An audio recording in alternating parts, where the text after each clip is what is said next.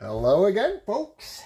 And I don't want to say anything too surprising or startle you in any way, but as it turns out, I really like stamps. I don't know if that'll come as much of a surprise to you or not, but I really do. And one of the main reasons is that I really appreciate stories. I think stories have such a way of sharing our histories and our triumphs and our lessons and who we are as people. And I just believe very, very deeply in the power of stories. And I've got one to share with you today that was inspired by my recent journey to collect one of every-ish USA stamp. Asterisk, asterisk. As you might have seen on a recent video, and if not, I'll put a link in the description below, I've got Davo albums number 3 and 4 recently. And I set about going through my entire collection to find what stamps I could that would fit within here and within these albums, and were specifically mint never hinged.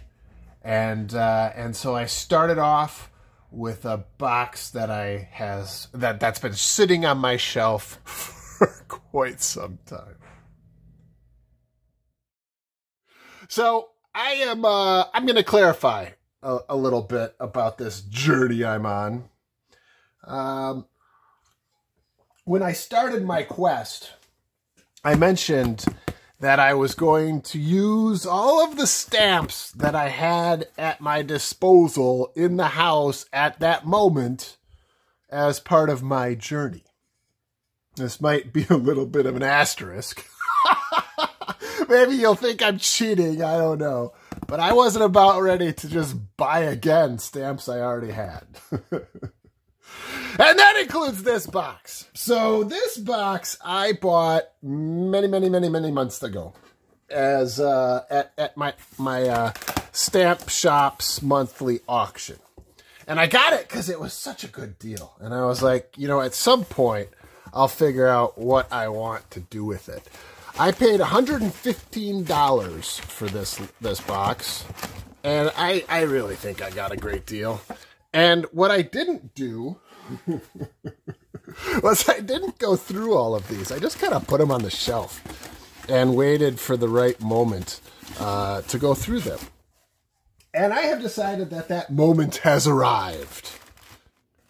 All right, so I am going this route to fill my Davo albums 3, 4, and 5, once I get 5, in part because I have these, right? I mean, these are part of my collection, so I don't have to add them to that total right there. But also because this is, I think, one of the more economical ways of going about it. And I am very much interested in doing that. Oh, aren't those cool? Look at that. Film editing. Oh, I love it. American filmmaking behind the scenes. Okay, so now I'm going to do this. Now I'm going to open this up for the first time. And I do know that there are some purists out there who would probably dislike that I am doing this. Because this is a mint set. Oh, I can hear hearts breaking. But I am using these for the purposes of completing my, my albums. And so therefore, I am opening these up, and I am going to use the mint never hinged stamps inside on my epic quest to collect one of every-ish. Oh, I love it. I didn't actually know that these came with the sheets. How cool is that? Oh, art direction, cinematography. I worked in the arts for many years, including in filmmaking. So if you're curious where I got my editing background, it was professionally, but not as an artist. I was an arts administrator, so I raised money for artists. But I got to dabble a little bit, and I have a big passion for the behind-the-scenes people. Look at that. Screenwriting, art direction, cinematography, editing, special effects. Oh, give the craftspeople their due. I love it. That is so cool. Behind the scenes of American filmmaking. Ah, that's very, very cool. And from there, I went through all my other binders and I started to fill in the gaps. And as it turns out, as of today, I am 37% of my way through finding one of every-ish USA stamp. 37%, which I think is pretty great. And the 1970s, 1980s stamps have some of my favorite USA stamps of them all. I think some of the designs are beautiful. I think some of the stories they tell are great. There's also this stamp. This is Scott catalog number something or something. I did not look it up. But it is a 6 cent from 1970 from Fort Snelling. And this means a great deal to me because Fort Snelling happens to be less than a mile away from my house. And so this inspired a little bit of a trip. One of my favorite things to do in the summer especially is to wake up early, sit out on my deck, and listen to Revelry, which is still played at 7 o'clock in the morning here at Fort Snelling. You can hear the trumpet echoing all the way across into my neighborhood. It's very ghostly. It very much is kind of makes you feel history coming alive because, you know, Fort Snelling is a very significant part of our region's history. And to be honest with you, it is a story that we don't tell all that often. I don't think that we here in the States are alone in the fact that we don't own up to the sins of our past very well. We have a tendency of ignoring, and that is to the ongoing harm for those communities that were traumatized by things that our ancestors did, including things that happened here at Fort Snelling.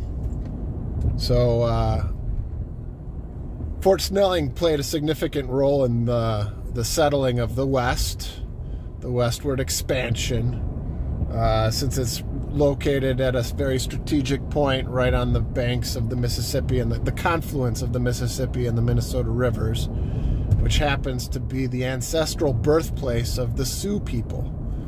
So they believe that their people originated on the shores of the confluence of the Minnesota and Mississippi rivers. It's like their Eden is a way of thinking of it. Nice view of a lake. So at this site, it was very strategic for the military to create a fort, which served as a launching point for many raids that they did into Indian villages around the region. And it was from this fort that soldiers left to respond to the Sioux Uprising in 1862-63, I believe. The Sioux people had become impoverished on the reservation lands that settlers had restricted them to, and they had resorted to violence as a way of trying to fight for their right to live. And their community was met by almost total destruction. And that destruction was led by soldiers who left this fort. And then many of those people, many of those in the Sioux communities, were returned here, were brought here, and held here in what can only be called a concentration camp of sorts. Many died on the banks, on these very banks, on this very beautiful land, as they were held captive, ironically right near the location of their ancestral homeland. It is a story that in Minnesota, I think we have taken strides to understanding more and understanding more of the long-lasting effect of that sort of trauma. But there is work to be done as we fully reckon with the harm that we did in order to build these towns and these communities that we have today. It really is true that, you know, history anywhere you go is just a scratch beneath the surface, right? It's just there, whether we acknowledge it, whether we understand it or not. It plays itself out in any number of different ways, and you know, that's one of the reasons why I love stamps. This journey and this retelling was inspired by a stamp, and I think that those little pieces of paper really can foster a greater understanding of our past.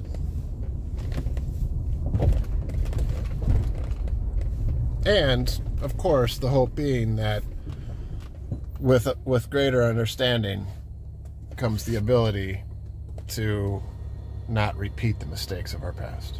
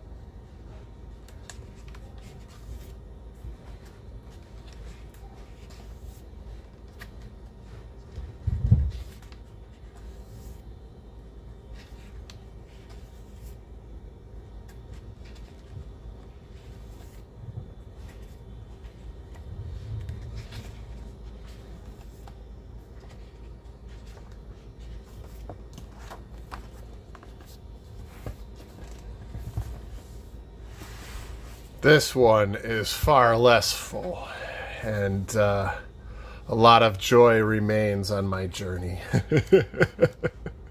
I don't have many stamps after 1980 or so. So I am going to be starting from scratch in many ways and learning a lot about the 90s era and the 2000s about stamps, because I wasn't collecting then. And I'm going to be learning a lot, so that's very, very exciting. Oh, cat stamps. Who doesn't love a cat stamp?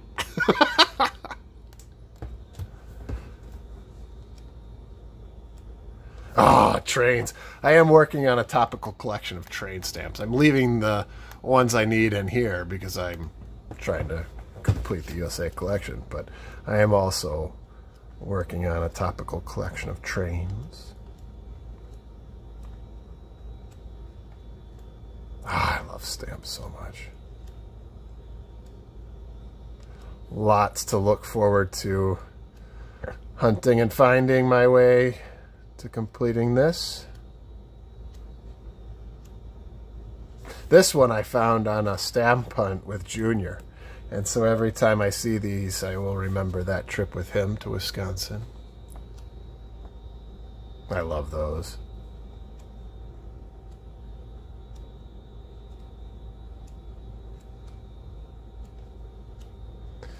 And, oh, of course, one of my favorite stamp sets. That one's cool.